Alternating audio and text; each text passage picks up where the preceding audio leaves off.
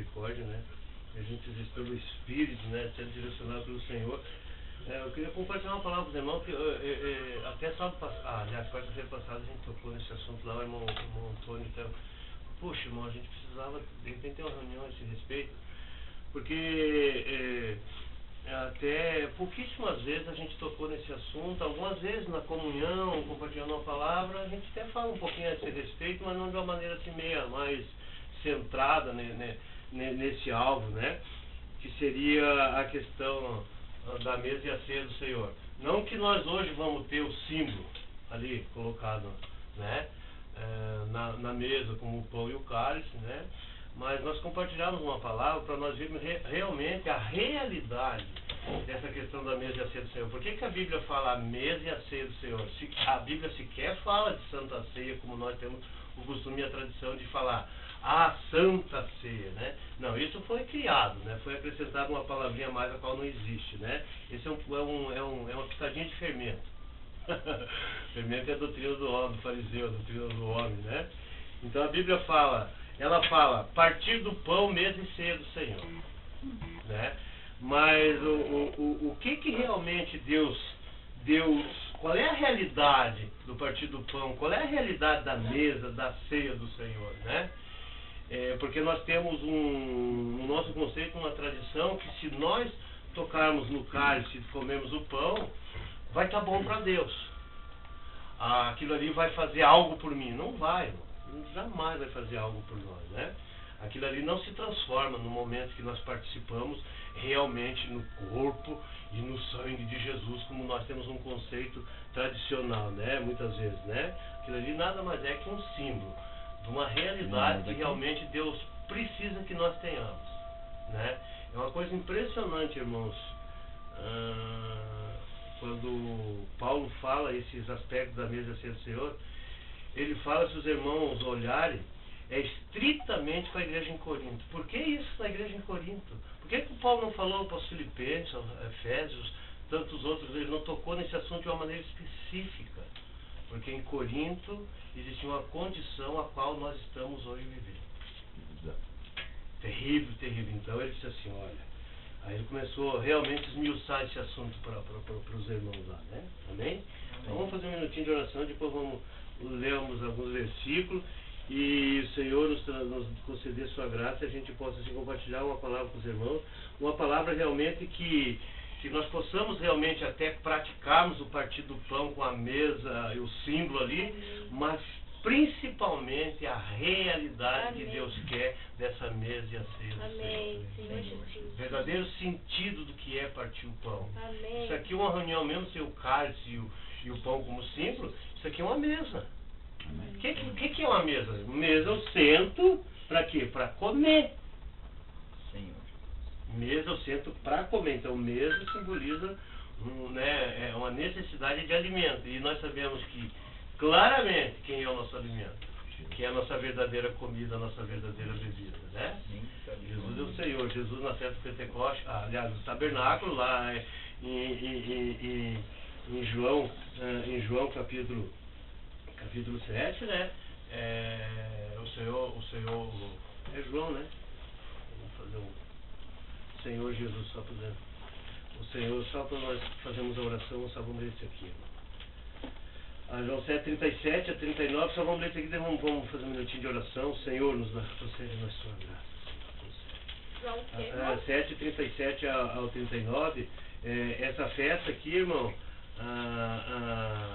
é a festa dos tabernáculos, uma festa que os judeus, né, estavam, na época, praticavam, e Jesus, no último dia dessa grande festa, ele subiu até Jerusalém, e lá foi participar dessa festa, mas ele foi no último dia, lá, se pôs no meio, né? Quer dizer, uma festa com todos os oráculos de Deus, estabelecida por Deus, como ordenança de Deus, mas Jesus foi lá e aí se pôs em meio e disse assim, quem tem sede, né? Quer dizer, depois de uma festa totalmente religiosa, tradicional, de acordo com a lei, ela não pôde dar vida para o homem, né? Porque a vida estava ali, que era o próprio Cristo, né? Então, João 7, 37, ao 39, ó. Louvado seja o nome do Senhor, Senhor Jesus. Senhor Jesus, no último dia, o grande dia da festa, levantou Jesus e exclamou: se alguém tem sede, venha a mim e beba. Quem crê em mim, como diz as Escrituras, do seu interior fluirão rios de água viva. Amém. E isto ele disse a respeito do Espírito. Esse rio de água viva, irmão, é a questão a respeito do Espírito. Isso ele disse a respeito ao Espírito que havia de receber os que nele crescem. Pois o Espírito até aquele momento não fora dado, porque Jesus ainda não havia sido glorificado. Quer dizer, não tinha morrido. A glorificação do Senhor nada mais é que a sua morte e ressurreição, né, irmãos? Quer dizer, ele não tinha passado por esse processo, né? Mas ele estava fazendo um chamamento para aquelas pessoas, depois de 7 dias lá, né, com todas as pompas daquela festa do tabernáculo, ainda estavam sedento, porque não podia ser preenchido, né? Não tinham vida, podemos dizer assim, né? Amém? Jesus é o Senhor. Amém. Vamos orar, irmãos. Louvado seja o nome do Senhor. Senhor Jesus. Senhor, muito obrigado. Senhor, obrigado pela tua tão grande e infinita misericórdia. Amém. Senhor, nós declaramos que precisamos de ti. Sim, Senhor. O Senhor tem mostrado pela tua palavra. O Senhor é o pão vivo que desceu do céu. Amém. O Senhor é a água viva que sacia nossa sede. Amém. Obrigado, Senhor, porque o Senhor é a fonte de vida. Amém. O Senhor é a fonte do nosso viver. Amém. Nós precisamos do Senhor. Sim, Senhor. Precisamos comer e beber de ti. Amém. Nos ensina realmente a degustá-lo com nossa Amém. porção. Ó Senhor Jesus, Ó, Senhor. nessa noite abençoa a tua palavra. Amém. Abre a janela dos céus. Amém. Senhor, traz-nos luz, Senhor. Amém. Que a tua palavra é lâmpada para nossos pés Sim, Senhor. e luz para o nosso caminho. Amém. Senhor, nós precisamos de ti. Amém. Seja com cada irmão aqui presente. Amém. Irmãos que não puderam vir. Senhor, todos precisamos de ti. Amém. Senhor, realmente nos traz luz nessa palavra. Amém. Queremos ver o sentido da mesa. O Amém. sentido dessa mesa tem. Amém. Senhor, o verdadeiro significado do partir do pão. Senhor Jesus. Senhor, estamos nos alimentando da mesa e da ceia do Senhor. Amém. Senhor Jesus, Amém. precisamos de ti. Amém. Somos aqueles que temos fome e sede do Senhor. O Senhor disse: quem bem-aventurado quem tem fome e sede de justiça, porque esse será farto. Obrigado, Senhor, porque podemos nos fartar do Senhor, por meio da sua palavra, Amém. por meio da comunhão com os santos.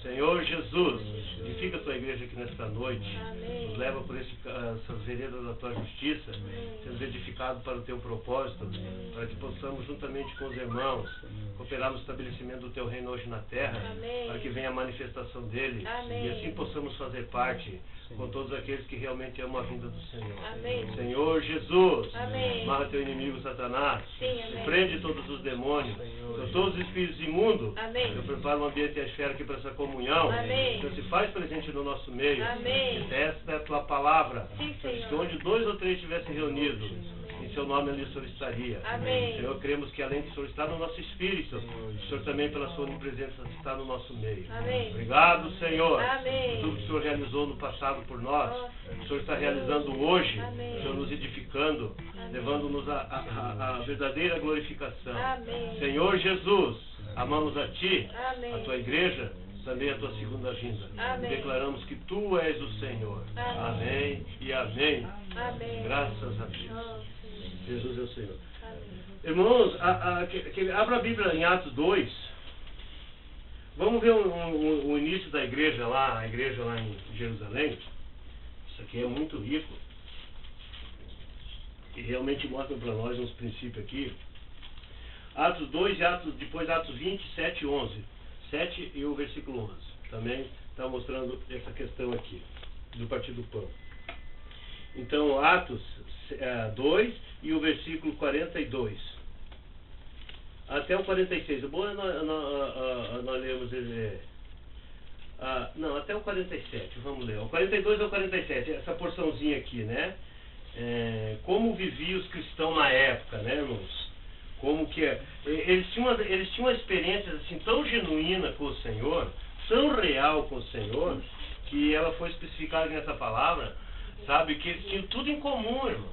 Eles tinham tudo em comum, estavam sempre juntos, não havia divisão, e isso para Deus alegrava o coração de Deus, entendeu? Isso satisfazia Deus, entendeu? Porque a igreja foi gerada para esse objetivo, para esse propósito. Ter tudo em comum, vivemos de unidade, unanimidade como um corpo expressando a Deus, expressando o Senhor. E aí igreja primitiva ela teve um bom começo. Claro que depois aconteceu muitas coisas, isso aqui foi o início de Jerusalém, depois a igreja de Jerusalém, infelizmente, se deteriorou por causa da força do que lá existia, que era o judaísmo, né, irmão? Foi acrescentar muitas coisas do judaísmo no meio das reuniões cristãs que lá existia, né? Um pouco de fermento levedou toda a massa, né? A pura flor de farinha que é Cristo sem mistura, o pão asmos, entendeu? Agora tem fermento, foi colocado fermento, quer dizer, o homem acrescentou os conceitos, as doutrinas dele, né? Então a igreja acabou realmente tomando outro rumo, né? Louvado seja o Senhor. Então, no 42 ele diz assim, ó, 2:42, ó. E preservavam na doutrina, quer dizer, nos ensinamentos dos apóstolos, ó, e na comunhão, no partir do pão e nas orações. E em cada alma havia temor, e muitos prodígios e sinais eram feitos por intermédio dos apóstolos. E todos os que creram estavam juntos e tinham tudo em comum. Todos estavam juntos e tinham tudo em comum. Olha o que eles faziam, ó. Vendiam suas propriedades e bens, aqueles que mais tinham, né? Distribuindo o produto dentre todos, à medida que alguém tinha necessidade. Isso aqui não era um mandamento de Deus, irmão. Não era uma ordenança do Senhor. Isso aqui era nada mais que um resultado de eles serem unânimes, ter tudo em comum, comunhão, partir do pão, oração, sempre estavam juntos. Por ter esse viver, o amor fluía para um para com o outro. Quem tinha mais posse ia lá, vendia e repartia com quem, entendeu? Esse era o viver cristão que a igreja começou, entendeu? Agora olha a situação de hoje, né? Uma minoria tem tudo e a maioria não tem nada. Uma minoria é a liderança, digamos assim, né? Em tudo, ó, todos que creram estavam juntos e tinham tudo em comum, e vendiam suas propriedades e bens e distribuindo o produto entre todos à medida que alguém tinha necessidade, ó. E diariamente, todos os dias, preservavam unânime no templo, lá no pórtico de Salomão, lá no templo, onde tinha em Jerusalém ainda, né? Que o templo foi destruído só no ano 70, né? Depois de Cristo, ó. E partia o pão, ó. Partia o pão de casa em casa. As reuniões de casa, reuniões como nesse sentido aqui, ó. De casa em casa partiu. O que era o partir do pão? O pão era o cálice e o pão sobre a mesa, dando testemunho realmente do que Deus queria deles. Agora, eles não apenas davam testemunho, eles viviam esse testemunho. Porque não adianta você dar o testemunho na mesa se você não vive o testemunho que você está dando na mesa, de unidade e unanimidade, entendeu? Nós vamos chegar lá nesse assunto, entendeu? E diariamente preservavam unânime no templo, no partir do pão, de casa em casa, irmão, e tomavam suas refeições com alegria e com singeleza de coração, louvando a Deus e contando com a simpatia de todo o povo. Enquanto isso, acrescentava-lhes o Senhor dia a dia os que iam sendo salvos. Aleluia. Unidade e unanimidade traz isso. Unidade e unanimidade traz isso, irmão. Salvação de Deus. Quer ver, irmão? Atos 20 e o versículo 7 e 11. Só para nós ver aqui a experiência de Paulo. Oh, Senhor Jesus. Em Troade, lá na cidade de Troade, né? Louvado seja o nome do Senhor. Aqui fala assim, ó, no versículo 7 fala assim primeiro, ó, vamos ler o 7 e depois pulamos no 11, não precisamos ler todo o texto ali, né? Assim, ó, no primeiro dia da semana, ó,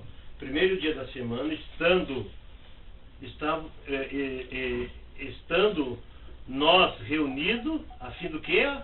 Com a fim de partir o pão. Paulo, que devia seguir viagem no dia imediato, exortava e os prolongou o discurso até a meia-noite.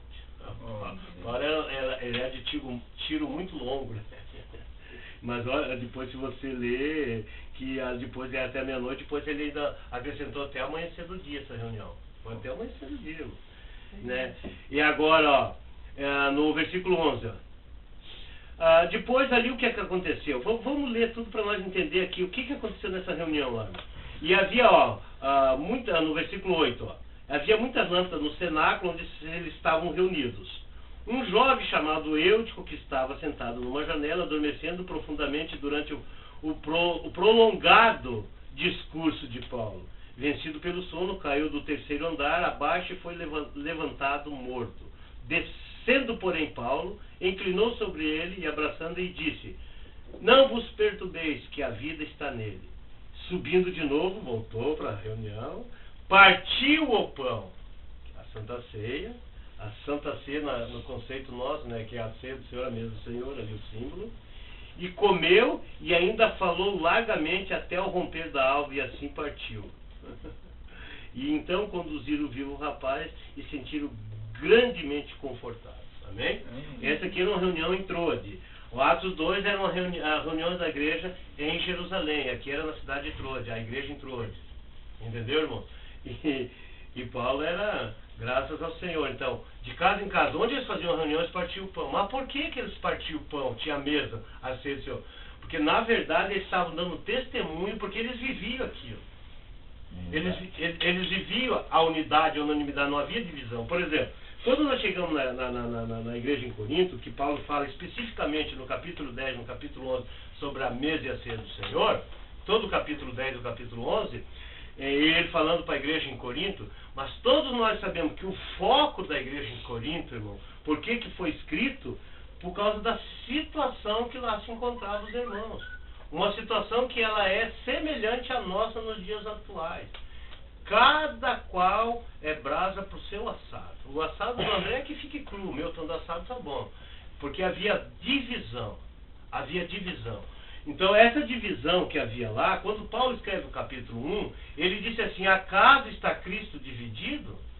Quer dizer, ele estava falando para os coríntios, ó, se Cristo não está dividido, por que há divisão entre vocês? Por que há partidarismo? Por que há politicagem entre vocês?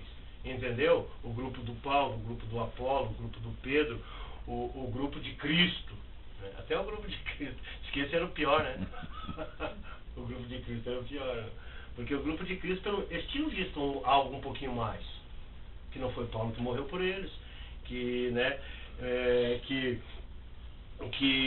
eles eram de Cristo. Mas olha como eles eram tão religiosos quanto aos outros, que eles se dividiram com o que eram de Paulo, com o grupo que era de Pedro. Se eles eram de Cristo, você viu isso? Chega lá, vocês que são de Paulo aqui, vamos ver, Cristo não está dividido. Foi o Senhor que morreu por nós, o Senhor deu sua vida por nós, o Senhor deu seu corpo para ser partido a nosso favor, né, para nos redimir, para nos salvar. Agora, não precisamos estar divididos. Então eles deviam, como pessoas, digamos, entre aspas, um pouquinho mais espirituais, com mais visão, deveriam levar os outros a verem que todos nós pertencemos ao único Senhor.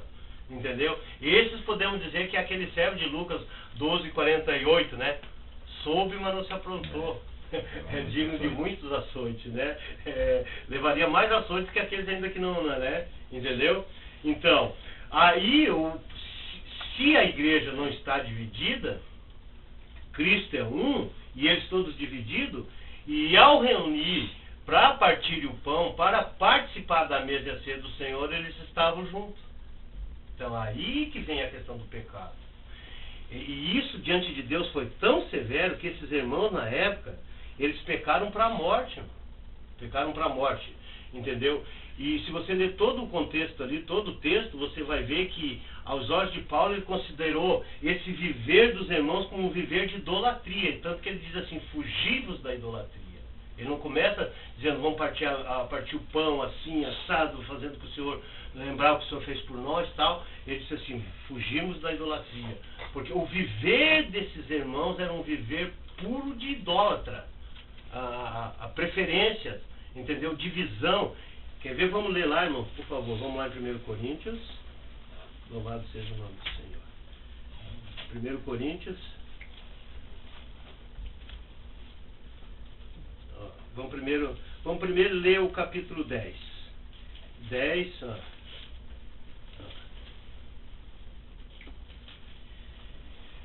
10 e 14. Louvado seja o Senhor. Ele diz assim, ó. Portanto, meus amados, fugi da idolatria. Portanto, meus amados, fugi da idolatria. Ele diz assim, ó, falo como a criteriosos, julgai vós mesmo o que eu digo. Eu digo, ó, eu falo a vocês como criteriosos e julgue o que eu estou falando. Né? Ele diz assim, ó, porventura, o cálice da bênção que abençoamos não é a comunhão no sangue de Cristo? E o pão que partimos não é a comunhão do corpo de Cristo? Porque nós, embora muitos, somos unicamente um pão e um corpo, porque todos somos participantes do único pão. Olha esse versículo 16 e 17 aqui, irmão, é para matar o nosso conceito, sabe, tradicional, né? O cálice da bênção que abençoamos não é a comunhão no sangue de Cristo, e o pão que partimos não é a comunhão do corpo de Cristo, porque nós, embora muitos, somos unicamente um só pão e um só corpo, porque todos nós participamos do único pão. O Evangelho de João, capítulo 12, versículo 24, se os irmãos voltar um pouquinho lá, nós vamos entender esse único pão aqui como o corpo. Porque a mesa, ela tem dois sentidos na questão do corpo físico e do corpo místico, como um pão que é a igreja. Por um lado é o corpo de Jesus que foi dado e partido a nosso favor. Lucas 22 fala isso e Mateus 26 a 26 e 28 fala isso também.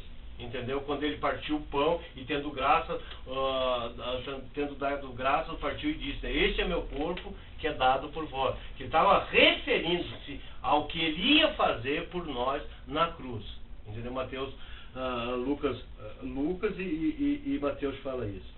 Então, quer ver? Eu volto um pouquinho lá em João 12, 24, para nós entendermos. Vamos falar um pouquinho sobre essa questão do corpo no sentido pão. O corpo pão. Corpo que forma a igreja. Quer ver? Senhor Jesus. 12, 24. Vamos ver o que o Senhor Jesus falou aqui. Em verdade vos digo, se o grão de trigo caindo na terra não morrer, fica ele só. Mas se morrer, produz muito fruto. Então esse grão de trigo que caiu na terra e morreu foi Cristo, foi o Senhor Jesus. Então ele caiu como um grão de trigo. Então esse trigo gerou, por meio desse cair na terra e morrer, os muitos grãos de trigo que somos nós, a igreja, que formamos um pão a qual é o seu corpo. Entendeu? Então não é o símbolo ali. O símbolo está mostrando que há somente um pão, que há somente um corpo, que há somente um cálice, que há somente um Senhor. Isso ali é o símbolo da unidade. Então Jesus caiu na terra como único grão, e se ele não cai como único grão e morre, entendeu? Ele não geraria os muitos grãos, que são todos os que vieram crer. Então muitos grãos de trigo, o que forma? Forma um sacão de farinha, forma muita farinha, e essa farinha faz um pão. Então nós somos o único pão, o único corpo. Nós, quando nós falamos, sempre se estende a palavra a nós, não em um grupo especificado, mas a todos aqueles que na história creram em Jesus Cristo, aí assim o tiveram como Salvador e Senhor. Esse nós é muito abrangente, porque o nós no cristianismo, de um modo geral, o nós é o nós de Cristo, o nós de Paulo, o nós do Apolo, o nós da quadrangular, o nós da Assembleia, entendeu? Isso é conceito, isso é coisa, isso é fermento na pura flor de farinha, é fermento misturado a essa farinha que leveda essa massa. Irmão, Jesus é considerado como o pão asmo da sinceridade. Pão asmo é o pão sem fermento. Significa que Cristo não tem mistura, ele é puro. E o que é o fermento? Lá no Evangelho de Mateus fala que a mulher acrescentou 3 medidas de fermento e levedou toda a farinha. Fermento é o que leveda a massa. Deixa bonito. E deixa bonito e fácil de digerir, de comer. O pão fermentado é bom de comer. A mulher faz uns pão lá em casa, mas fica coisa não, uma delícia aqueles pão, entendeu? Porque tem fermento. Mas se ela faz um pão asmo, é difícil de comer um pão. Já um pão abatumado já não fica fácil. Agora você imagina um pão sem nenhum fermento. Entendeu? E o fermento simboliza, como os discípulos na época não entenderam, Jesus falou, o fermento é a doutrina dos fariseus, trazendo para nós, é a doutrina que o homem coloca em cima daquilo que está aqui, ó. Nós não podemos acrescentar e tirar no que está na palavra de Deus. Nós somos devedores diante de Deus se nós começarmos a acrescentar e tirar, começar a misturar farinha, fermento e fermento. Daqui a pouco vai estar tão fácil de comer esse pão que todo mundo vai querer. Só que é um pão que... O apóstolo Paulo chama de maldito. Esse outro evangelho chega a ser maldição, né? Que o Senhor nos guarde, né? Então, um pão puro, sem fermento, sem mistura, sem ensinamento do homem, doutrina do homem, como Paulo fala em Efésios capítulo 4. Né? Quando ele fala no capítulo 4, ele diz assim, que nós temos que deixar de ser menino, agitado de um lado para o outro, levado por todo o vento e doutrinas de homem, que com astúcia e artimanha nos induz ao erro. Doutrinas de homens. Doutrinas de homens. O que é essa doutrina de homem? É o fermento colocado à pura palavra de Deus. É o meu conceito colocado ali. Porque a Bíblia revela a Bíblia. Eu posso fazer da palavra de Deus ter uma interpretação apócrifa. Quer dizer, que ela não tem revelação de todo. Tudo está dentro de um plano, de um propósito. Tudo está de Gênesis a Apocalipse. Eu não posso pegar isso aqui e fazer essa porção e deixar o resto de fora. Eu não posso, meu irmão teve uma visão, não sei o que, ele veio perguntar para mim se eu interpretar. Eu digo, irmão, jamais eu vou te dar uma profecia apócrifa, uma coisa que não é inspirada, uma coisa que não vem de Deus. Procure alguém que fale para você. Eu digo, eu estou fora, né? Digo, a palavra, amém. O resto, né? Então nós não podemos estar acrescentando fermento nas coisas de Deus. Nós não podemos estar acrescentando nossos conceitos. Quando Paulo fala ali, doutrina de homens, ele fala assim, que nós temos que deixar de ser menino, quer dizer, menina, que não avançamos na nossa vida espiritual, não crescemos, não avançamos, né? E aí nós somos meninos agitados. É ali, é aqui, é lá, pá. Entendeu? Ficamos bem agitados, de um lado para o outro, levado, diz bem assim, por todo o vento e doutrina de homens. Doutrina de homem, a doutrina do fariseu, o fermento, né? Mas nós somos, irmão, esse único, nós precisamos ter essa visão clara, que somos um só pão e um só corpo.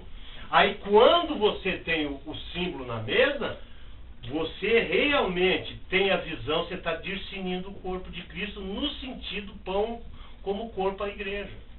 Entendeu? Então agora quando você vai partir o pão, você está ali o pão na mesa e o cálice, você tem a visão. Mas ainda não é tudo. Não podemos ter apenas a visão, nós temos que ter a prática também. Aí a mesa é real para nós. Aí a mesa que nós estamos partindo do pão, ela tem sentido. Caso contrário, sabe o que é? Um teatro, uma encenação. Uma encenação, um teatro. Já viu o que é teatro? Jesus chegou a chamar as pessoas que na época tinham os teatros romanos, lá e tal, chamavam de hipócrita, pessoa de duas faces.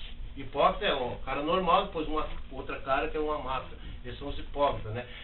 Tiago fala na epístola dele, pessoas de ânimo dobro, uma hora uma coisa, outra hora outra, né? Duas faces, né?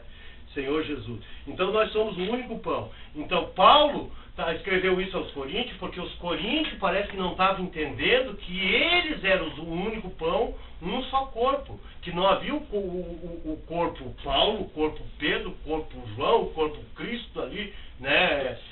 Mas todos eles juntos formaram os grãos que formavam a igreja em Corinto. Eles não tinham essa visão. Eles não tinham essa visão e tampouco viviam como um corpo, como a expressão de Cristo naquela cidade, como a igreja do Senhor. E agora, quando vai reunir para partir o pão, vamos estar todo mundo junto. Então, no dia a dia, um está para lá, outro para cá. Agora não, agora para lá, para cá, todos nós temos que estar, né, irmão? Não vamos estar junto, né? Então, cada um tem os seus afazeres. Os irmãos têm que entender isso aí. Estamos falando das questões espirituais, né? Divididos eles estavam pelo sentido de não um suportar o outro. Você é daquele lado, eu sou desse lado, eu sou desse grupo e desse grupo. Mas depois havia uma reunião no fim da semana, no primeiro dia da semana, onde se reuniam para partir o pão, para dar testemunho do corpo único. Só que não existia realidade. Então esse era o pecado dele. Pecado terrível isso. E por causa disso, Paulo chegou a dizer assim, por isso que há entre vós, aqui no capítulo 11, um pouquinho para frente, ele diz assim, não poucos, né? Quer ver? Vem um pouquinho aqui para frente, quer ver, irmão? 11:30. Ele diz assim, eis a razão, porque há entre vós muitos fracos e doentes e não poucos os que dormem. Entendeu? E quando você lê um pouquinho aqui, ó, no 18, vamos ler o 17 e 18, ó, olha aqui, 17 e 18. Ele diz assim, ó, capítulo 11, versículo 17 e 18. Ele diz assim, nisto, porém, que vos prescrevo, não vos louvo, porquanto vos ajuntais, ó.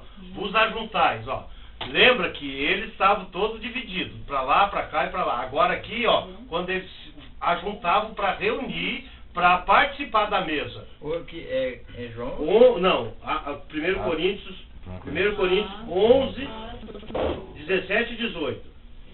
1 Coríntios 11, 17 e 18. Então ele diz assim, ó, nisto porém que vos prescrevo, não vos louvo, porquanto vos ajuntais. Aqui era o ajuntamento desses irmãos que estavam todos divididos no seu servir, entendeu? Não para melhor, e sim para pior. Não para melhor, e sim para pior. Porque, antes de tudo, Paulo diz assim, ó, estou informado haver divisões. Capítulo 1, 3, você vai ver lá claramente. Haver divisões entre vós, né? Quando vos reunir na igreja, ó, haver divisões entre vós quando vos reunir na igreja. Quando eles reuniam, entendeu? Paulo estava informado que havia divisão entre eles, porque Paulo já sabia, já tinha exortado eles no capítulo 1, capítulo 3 de 1 Coríntios, então essa divisão era clara lá. Agora eles se reuniam, se ajuntavam para participar da mesa, entendeu? Mas no dia a dia não tinha a realidade. Então, o que eles estavam fazendo? Eles estavam se reunindo, quanto mais reuniam, pior ficava. Pior ficava.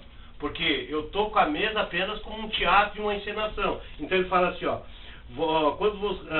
e eu em parte creio, ó, no versículo 19 fala assim, porque até mesmo importa que haja partido entre vós, para que também os aprovados se tornem conhecidos em vosso meio. Quando, pois, vos reunir no mesmo lugar, não é a ceia do Senhor que comeis? Porque quando comeis, cada um toma antecipadamente sua própria ceia. E há quem tenha fome, ao passo que há quem também se embriague. Não tendes porventura casa onde comer e beber? Ou menosprezar a igreja de Deus e envergonhais os que nada têm? Que vos direi, louvar-vos-ei? Nisto certamente não vos louvo. Aí Paulo passa a falar aqui, ó, porque eu recebi do Senhor, que também vos entreguei, que o Senhor Jesus, na noite que foi traído, tomou o pão. Lucas 22, Mateus 26, fala isso aqui, ó. Tomou o pão, e tendo dado graça, partiu e disse, isto é o meu corpo, que é dado por vós, fazer isso em memória de mim. Aqui tá, lá nós vimos o corpo, pão, como igreja. Aqui é o corpo que foi dado, o corpo físico de Jesus a nosso favor. Aqui entra, a mesa está relacionada à obra de Deus a nosso favor, a ceia. E a mesa está relacionada ao nosso desfrute, entendeu? O que quando ele fala a comunhão? Comunhão, irmão, nada mais é que significa desfrute, participação, ter algo em comum. 1 Coríntios 6,17 diz assim, aquele que se une ao Senhor é um espírito com ele.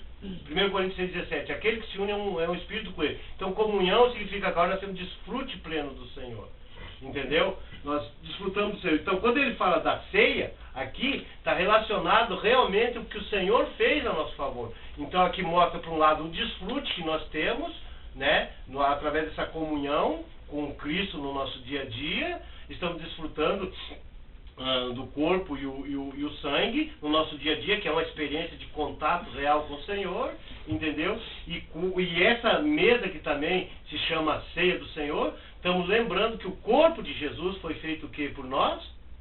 O Senhor deu o seu corpo por nós. O Senhor morreu por nossos pecados.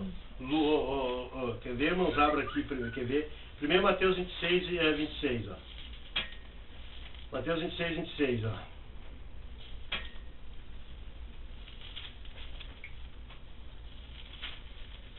Ó. Enquanto comiam, tomou Jesus o pão e abençoando-o partiu e deu aos seus discípulos, dizendo, tomai e comei, isto é o meu corpo. E a seguir tomou um cálice e tendo dado graças, deu aos discípulos, dizendo, bebei a todos, porque isto é o meu sangue, o sangue da nova aliança derramado em favor de muitos para remissão de pecados. Para remissão dos pecados. Então aqui Jesus estava mostrando realmente que ele ia morrer por nós, derramar seu sangue para nos remir. Lucas 22, 20, 22, 19, perdão. Diz assim, ó, e tomando o pão, tendo dado graça, partiu e lhe deu, dizendo, isso é o meu corpo oferecido por vós. Ó, o meu corpo oferecido por vós. Fazer isso em memória de mim. Semelhantemente, depois de haver ceado, tomou o cálice, dizendo: esse é o cálice da nova aliança no meu sangue derramado em favor de vós. O sangue de Jesus derramado em favor de nós. Entendeu, irmãos? Então, aqui em 1 Coríntios capítulo 11, está mostrando esse aspecto, irmão, do corpo de Cristo partido por nós. A obra do Senhor, que todos nós estamos claros a esse respeito. Então, essa mesa, por um lado, ela tem dois sentidos. Fala que nós temos que discernir o corpo, mas não só discernir o corpo no sentido de vermos o que é a igreja como um corpo, mas nós temos que conhecer plenamente a obra de Cristo a nosso favor. Tem pessoas que acham que esse corpo partido de Jesus que foi entregue por nós, o sangue vertido na cruz, não tem eficácia eterna. Que eu vou crer em Jesus, mas lá na frente, se eu não tive uma conduta exemplar, Jesus tirou tudo que ele me deu, tudo que ele passou, o que ele fez, se tornou nulo na minha vida. E isso eu não estou ainda discernindo o corpo no sentido físico do que o Senhor fez para mim. O que o Senhor fez por nós, quando você vai no livro de Hebreus, tem eficácia eterna. Uma vez feito, para sempre está feito e nunca mais acaba na nossa vida. Entendeu? Então, ao partir o pão, nós temos que ter total convicção que realmente o Senhor deu sua vida por mim. Eu fui redimido dos meus pecados. Hebreus 9, 22 fala assim, que sem derramamento de sangue não há remissão de pecado. O Senhor, ele não falou ali, Lucas 22, acabamos de ler, o meu sangue derramado em favor de vós, para nos redimir, para nos lavar. Entendeu? Então, essa mesa também simboliza o corpo de Cristo nesse sentido, a obra do Senhor. E o outro lado, o corpo, né, o pão, o corpo de Cristo, a igreja, que precisa ser vivenciado, experienciado no nosso dia a dia. Não adianta eu chegar a dizer aqui, ó, por exemplo, muitos irmãos, nós somos a igreja, o corpo de Cristo, mas não sequer consegue olhar para o irmão. Entendeu? Entendeu? E isso, irmãos, aí vamos estar aqui nos Coríntios, aí no dia de partir o pão, vamos nos ajuntar, cheio de divisão. Cada um cuidando do seu assado, cheio de divisão. Não está discernindo o corpo. Quando quer ver, por favor, volte aqui em 1 Coríntios 11. Ó. Aqui no versículo 24, no versículo 25, 11, 25, ele diz assim, por semelhante modo, ó, depois de haver ceado, Paulo está falando aqui o que Mateus 26 fala, o que Lucas 22 fala.